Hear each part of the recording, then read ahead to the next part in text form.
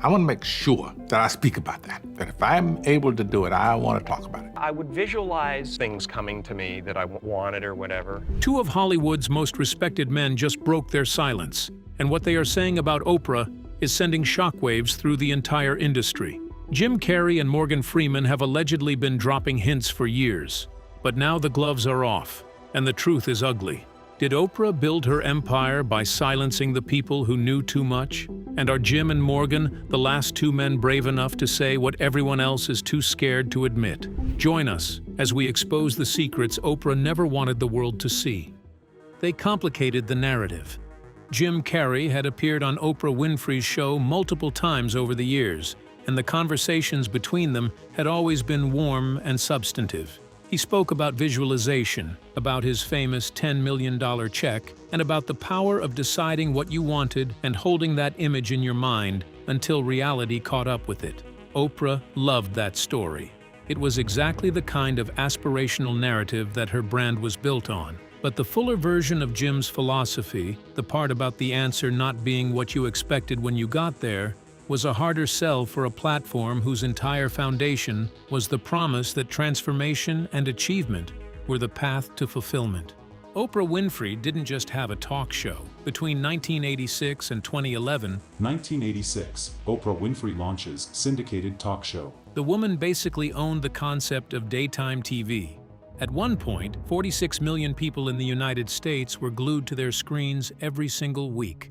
The show went out to nearly 150 countries, turning into a massive cultural machine. Oprah wasn't just some lady behind a desk. She was the boss, the voice, and the judge of what was right or wrong. When she told people to buy something or believe something, they did it without a second thought.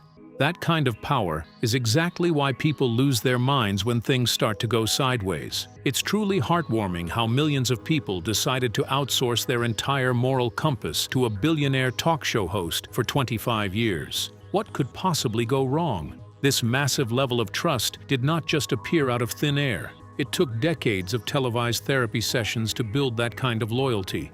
The show tackled topics like addiction and race when the rest of the media was busy pretending those problems did not exist. It gave a voice to people who were usually ignored by the suits in charge. The woman managed to trick people who hated books into becoming avid readers, which basically saved the publishing world from total collapse. Then there were the giveaways. Cars and vacations were handed out like candy, making ordinary people feel like they actually had a shot at the high life. By the end, she was not just a host, she was one of the most powerful people on the planet. But power at that scale never comes without a price tag. And the bigger the empire, the uglier the bill when it finally arrives. The cost of the stamp. The giant influence machine worked because it ran on a very specific kind of hope. The whole Oprah brand was built on the idea that anyone could be fixed. It preached that life would get better if someone just had the right mindset, the right facts, and the right person telling them what to do. The audience believed that if a guest got a seat on that stage, they actually had something useful to say. That gold seal of approval was treated like gospel. For a long time, the system worked so well that a few mistakes or weird moments didn't even leave a scratch on the surface. The whole influence machine had a nasty side effect. When a brand is built on being the ultimate judge of character, every person invited onto that stage becomes a reflection of the host. If those guests turn out to be total frauds or hacks, the mess doesn't just stay on them. The dirt splashes right back onto the person who gave them the platform in the first place. This cycle never really hurt the empire when it was at its peak, but it eventually turned into a disaster. The two people who ended up trashing the brand's reputation weren't just random guests. They were hand-picked projects. They were arguably the two biggest stars she had ever personally created. Dr. Mehmet Oz had made more than 60 appearances on the Oprah Winfrey Show before Oprah's production company, Harpo Productions, partnered with Sony Pictures Television to launch the Dr. Oz Show in 2009. For the Dr. Oz Show, a guest you probably have heard of, Oprah Winfrey makes her first ever appearance on Dr. Oz. Dr. Phil McGraw had been brought into Oprah's orbit in 1996 when she hired his trial consulting firm to help in her defense against a defamation lawsuit from the cattle industry. Both of them owed their platforms, their audiences, and their 8-figure incomes directly to one woman's decision to put them in front of her viewers. For years, that arrangement looked like a success story. Two men were given extraordinary opportunities by one of the most powerful women in media, building careers that reached millions of people and generated enormous commercial success. Then the context changed, and what looked like a win for everybody started revealing cracks that nobody could explain away. The problem that became impossible to ignore. For years, critics within the medical community had been raising concerns about Mehmet Oz's approach to health information. He was a genuinely credentialed surgeon, a former director of the Cardiovascular Institute at New York Presbyterian Hospital. The side of Dr. Oz few ever see. Performs surgeries regularly at New York Presbyterian Hospital. And a man with real medical training and real expertise in cardiac surgery. But what he did on television was not cardiac surgery. What he did on television was promote a rotating carousel of supplements, diets, alternative therapies, and wellness products that the scientific and medical community consistently described as either unproven, misleading, or actively dangerous.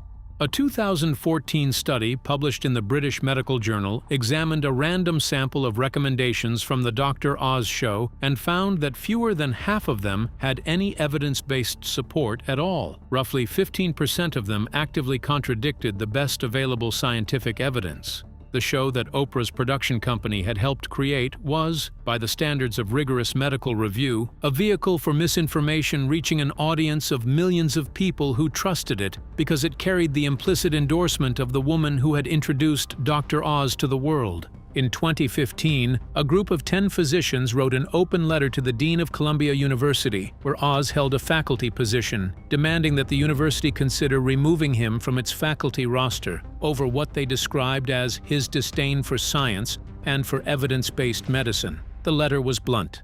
It said that Oz had a history of promoting quack treatments and cures in the interest of personal financial gain.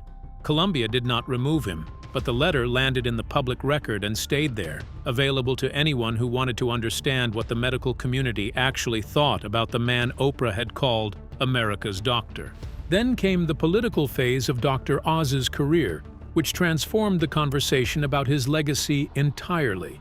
He ran for Senate in Pennsylvania as a Republican in 2022. Dr. Oz just became the latest TV personality to join the world of politics in U.S. Senate seat in Pennsylvania in 2022. Promoting skepticism about vaccines, calling for the firing of Anthony Fauci, and aligning himself with Donald Trump's political brand in ways that shocked the viewers who had trusted him as a health authority for over a decade.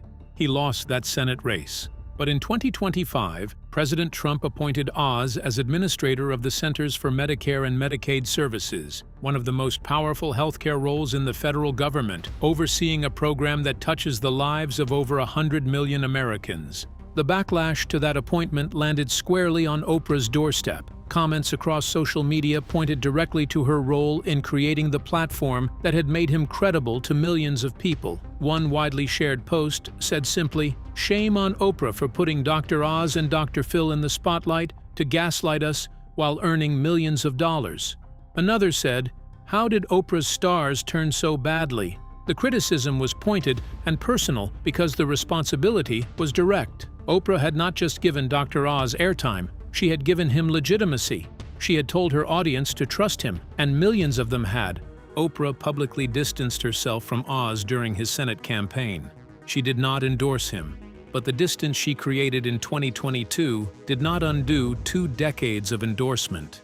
The architecture of trust she had built for him could not be demolished by silence.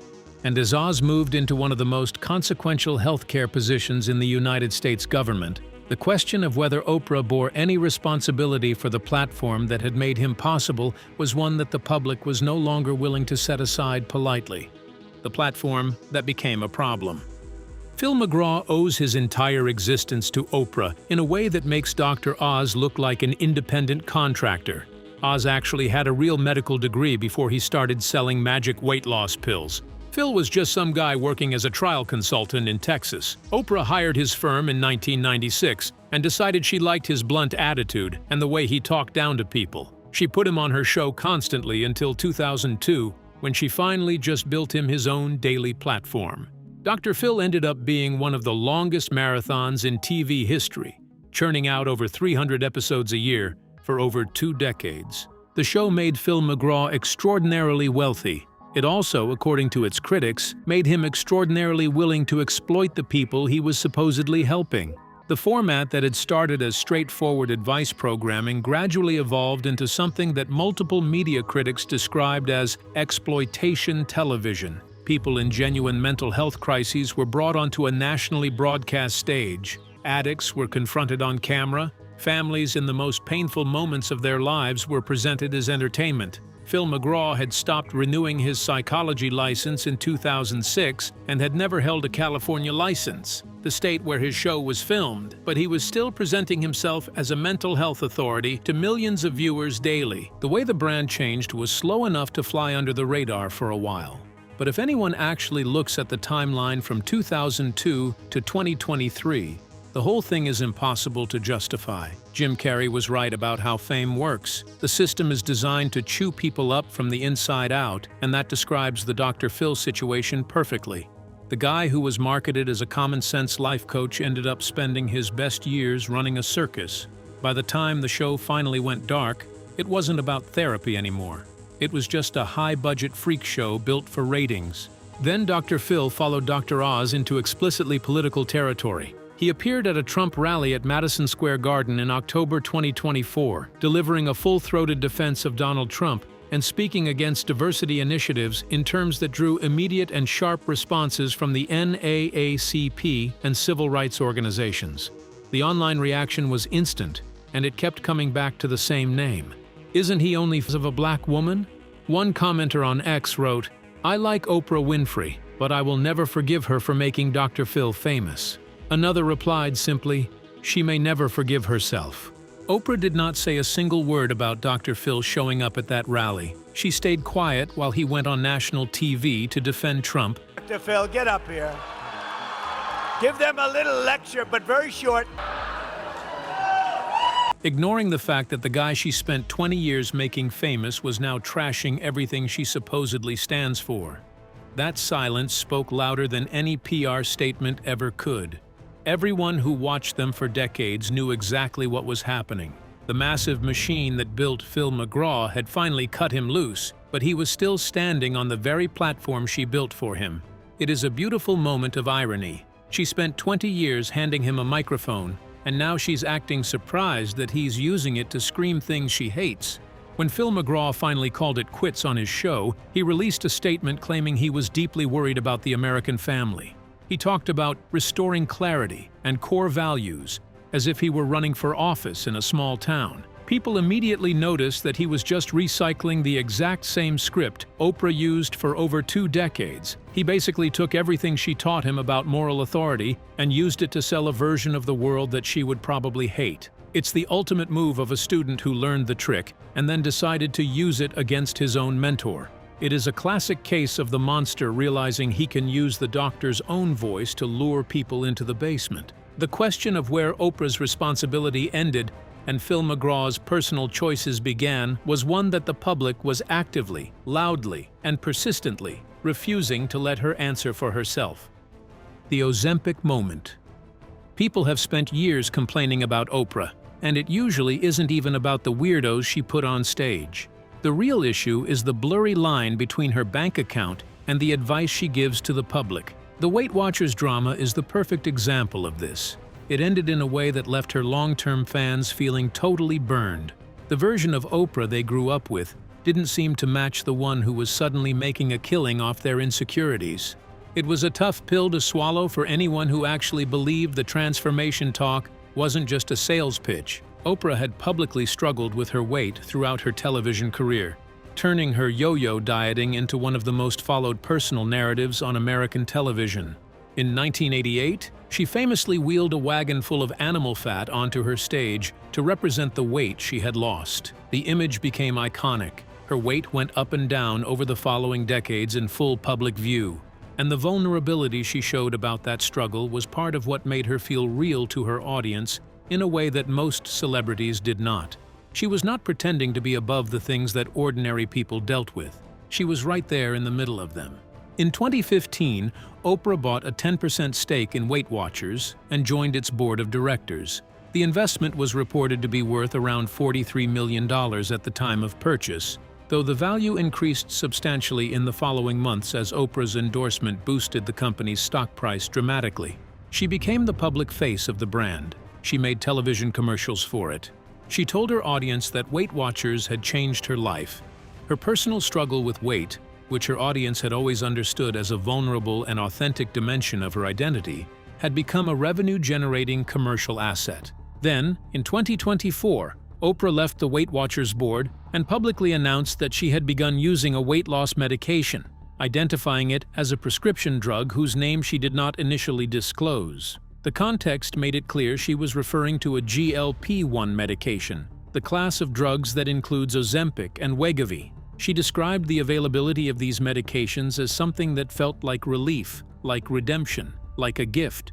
The framing was sympathetic, and her honesty about using the medication was, to many observers, commendable.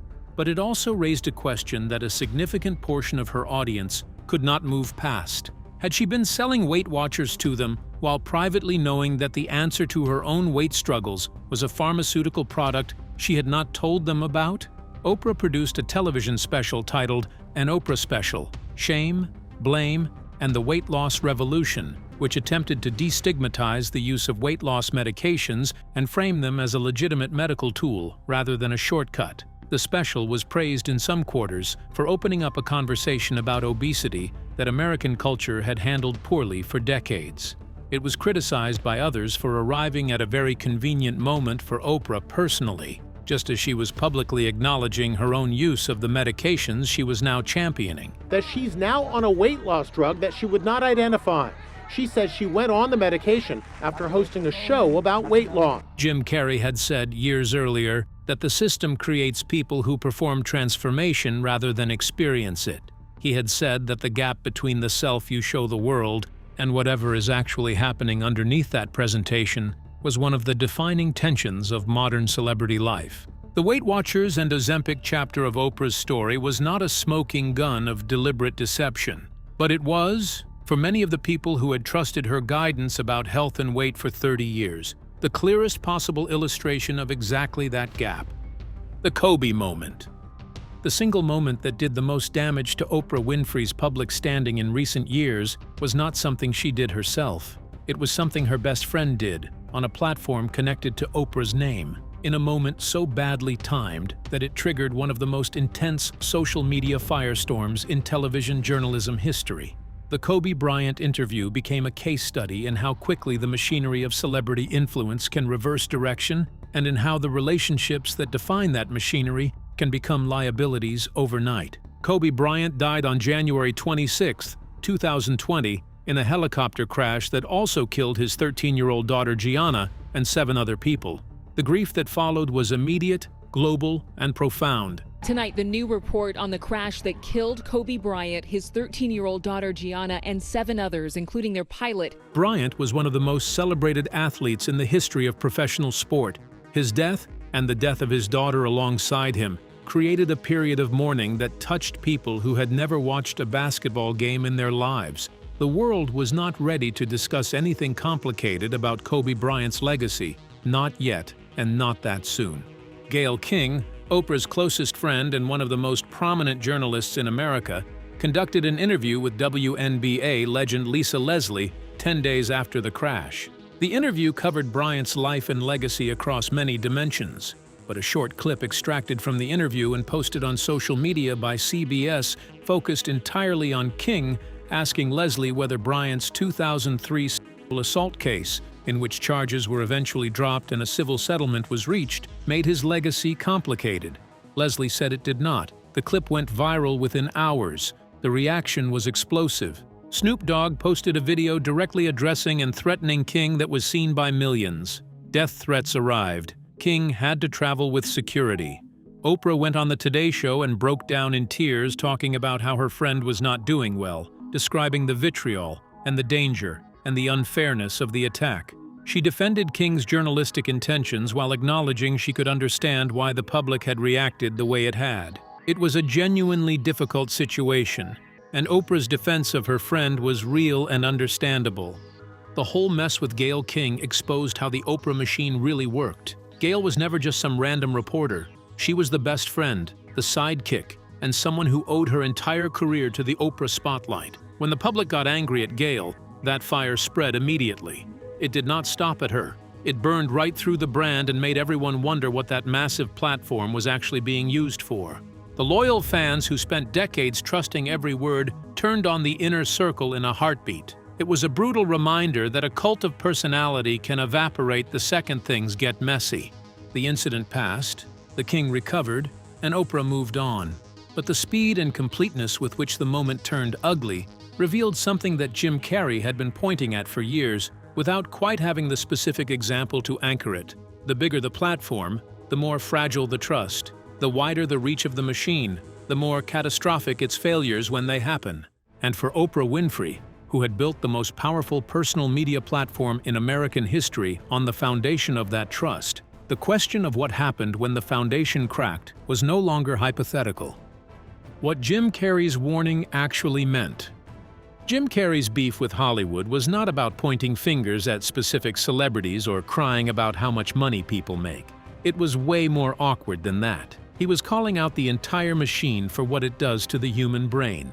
The industry sells a dream, but the actual result is a nightmare of empty promises. This applies to the stars at the top and the millions of people wasting their lives trying to get there. Carrey lived the dream and realized it was a total lie, which is the kind of truth most of his famous friends are too terrified to admit out loud. Oprah Winfrey is not a villain in the story that Jim Carrey was describing. She is one of its most complex and most instructive figures. She built something extraordinary from nothing, used her power to do genuine good in the world, gave opportunities and platforms to people who might not otherwise have had them, and changed American culture in ways that most public figures could not dream of matching. She also built a machine whose logic prioritized the performance of authority and transformation over the substance of it, and that machine eventually produced outcomes that she did not intend and perhaps did not fully anticipate. Dr. Oz managed to fail upward from being America's doctor to a massive government health official. He is now in charge of healthcare for 100 million people, despite a 10-year track record of selling magic beans and fake cures. Then there is Dr. Phil. He started as a simple self-help guy and turned into a political loudmouth who basically hates everything Oprah claims to stand for. Even the Weight Watchers deal turned into a mess, showing everyone that personal growth is just another way to sell subscriptions. Finally, that weird Gayle King interview proved that the entire empire could fall apart the second the PR team loses the script. None of these things happened because Oprah is a bad person. They happened because the system that she was both a product of and a primary driver of operates according to a logic that prioritizes scale and impact and commercial success over slower, more careful processes of accountability. Jim Carrey had said that getting rich and famous and achieving everything you dreamed of showed you that it was not the answer. What he did not say, but what the Oprah story illustrates in detail, is that it also showed you what happens to the people around you who are still reaching for it. The controversies around Oprah Winfrey are not a simple story of hypocrisy or corruption. They are a story about the structural consequences of building an empire on the promise of personal transformation and the authority of individual judgment in a media landscape that has no built-in mechanism for correcting the errors that inevitably result from that kind of concentrated, unaccountable influence. Jim Carrey had said that the system was built on sand. The sand had held for a long time, but in the years since the height of Oprah's power, the tide had come in, and several of the structures she had built were showing their foundations in ways that were impossible to ignore. The people who are asking hard questions about Oprah's legacy are not asking them because they hate her. Most of them spent years loving what she gave them. They are asking because they trusted the machine completely, and the machine has shown them, over and over, that trust at that scale and that intensity was always going to produce moments of profound disappointment. Jim Carrey warned about the illusion. Oprah built the most elaborate version of that illusion in American media history. But here is the part that makes the illusion even harder to stomach, because while the audience was busy trusting her completely, she was building something that had very little to do with feelings and everything to do with money. And when you see exactly how she did it, you have to ask yourself, was any of it ever really about us? The billion-dollar machine nobody talks about. Oprah Winfrey sits on a pile of cash worth about $3.2 billion. That is not a typo. It is billions with a B. Her brand spent decades acting like it was all about feelings and spirit, but the bank account tells a different story. Most fans think she got rich just by being good on camera and selling commercial spots. The reality is much colder. Back in 1988, when other TV stars were just happy to get a paycheck, she made a move that changed everything.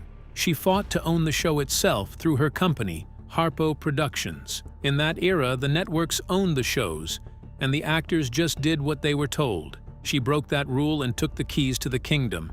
It is actually impressive. She managed to sell the world on living your best life, while she was busy mastering the art of absolute corporate domination. Oprah completely trashed the standard Hollywood playbook. She made sure she owned the actual tapes, which meant every single cent the show made went straight into her pocket instead of some network executive's offshore account. That one move turned a basic TV gig into a massive money-printing machine that still works today. Then the Weight Watchers era started, and things got messy. While not naming the specific drug she takes, Oprah opening up about the pain she's endured in her weight loss struggles. In 2015, she bought a huge chunk of the company and became the official spokesperson.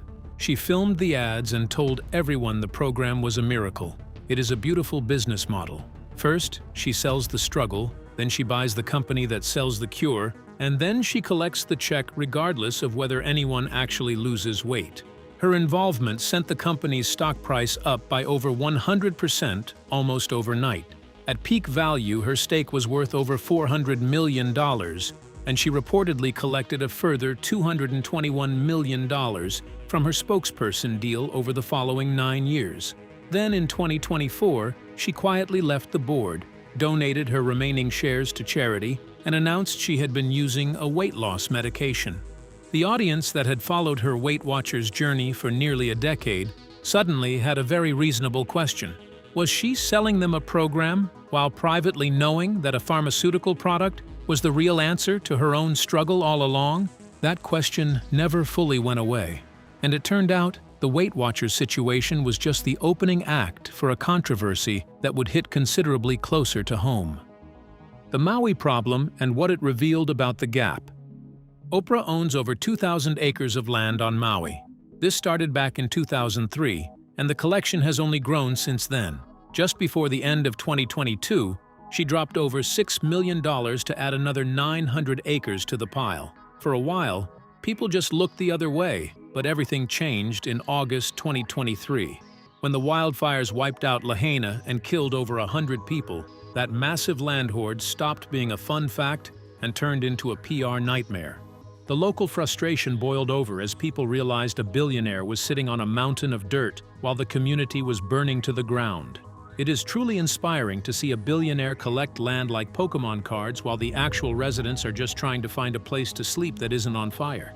The billionaire showed up to a Maui evacuation shelter with a CBS News crew in tow, but the staff at the War Memorial Complex actually blocked her from coming in. It turns out that bringing a camera team to a tragedy looks less like helping and more like a high-budget commercial for your own ego. All this as Maui is reeling, but working to rebuild, weeks after the fires ripped through the historic town of Lahaina. She eventually came back without the cameras to hand out pillows and stuff, and the people running the shelter said she was great, but the damage was done. The internet noticed her massive estate stayed perfectly green while the neighbors' homes were turned to ash. That's the kind of bad look a PR team can't just scrub away with a nice Instagram caption. Most of the wild conspiracy theories got shut down by the fact-checkers. Still, people couldn't get over the sight of a billionaire with 2,000 acres of land acting like she was in the same boat as people who lost their entire lives. The optics were a total disaster. Things got even worse in July 2025, when Rosie O'Donnell called her out for partying at Jeff Bezos's massive wedding in Venice while Maui was still struggling to rebuild. The hits just kept coming from every direction. The legendary Oprah brand, which used to be bulletproof, was finally starting to crumble under the weight of its own hypocrisy. It is a tough life when you have to choose between pretending to care about a disaster and drinking expensive champagne on a yacht with the guy who owns Amazon. Do you think Oprah deserves the criticism she has been getting, or has she been unfairly blamed for the choices other people made? Share your thoughts with us in the comments section. Remember to like, share, and subscribe for more. Also, click the next video showing on your screen. You will enjoy it.